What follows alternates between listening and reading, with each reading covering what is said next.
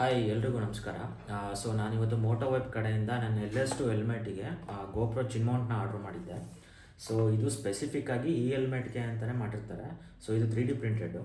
ಇದು ಎಕ್ಸಾಕ್ಟಾಗಿ ನನ್ನ ಹೆಲ್ಮೆಟ್ ಚಿನ್ ಮೌಂಟಿಗೆ ಈ ಥರ ಕೂರುತ್ತೆ.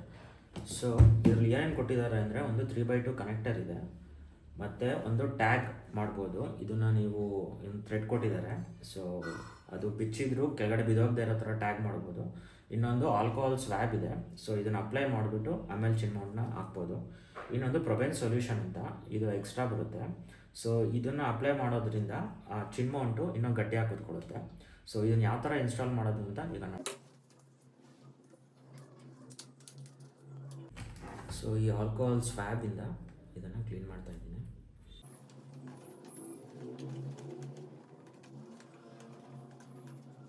ಸೊ ಇದನ್ನು ಒಂದು 5 ಮಿನಿಟ್ಸು ಈ ಥರ ಡ್ರೈ ಆಗಕ್ಕೆ ಬಿಡಬೇಕು.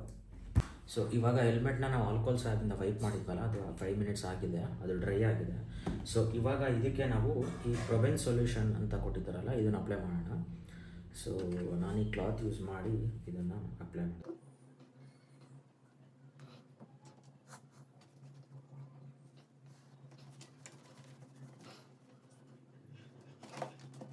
ಇವಾಗ ಈ ಚಿನ್ ಮೌಂಟನ್ನು ಹೆಲ್ಮೆಟ್ಗೆ ಮೌಂಟ್ ಮಾಡೋಣ. ನಾವು ಅಪ್ಲೈ ಮಾಡಿರೋ ಪ್ರೊಬೆನ್ ಸೊಲ್ಯೂಷನ್ ಡ್ರೈ ಆಗಿದೆ. ಸೊ ಇದ್ರ ಸ್ಟಿಕ್ಕರ್ನ ನಾನು ಪೀಲ್ ಮಾಡ್ತೀನಿ.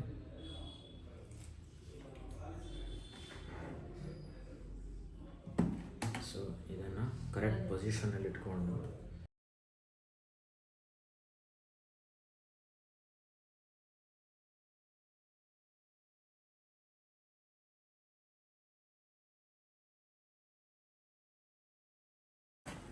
ಸೊ ಇವಾಗ ನೀವು ನೋಡ್ಬೋದು, ನಾನು ಇದನ್ನು ಈ ಥರ ಮೌಂಟ್ ಮಾಡಿದ್ದೀನಿ.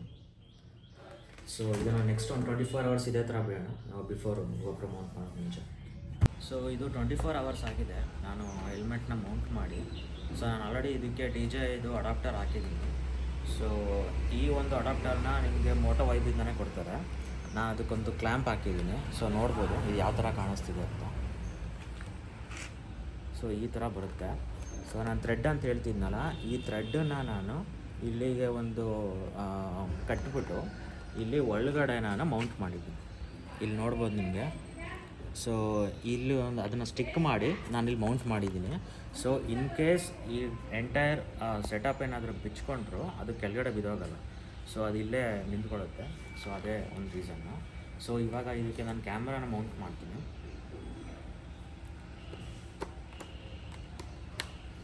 ಸೊ ಈ ಥರ ಕಾಣುತ್ತೆ ಕಂಪ್ಲೀಟ್ ಫ್ರಂಟು ಸೈಡಿಂದ. Thank you.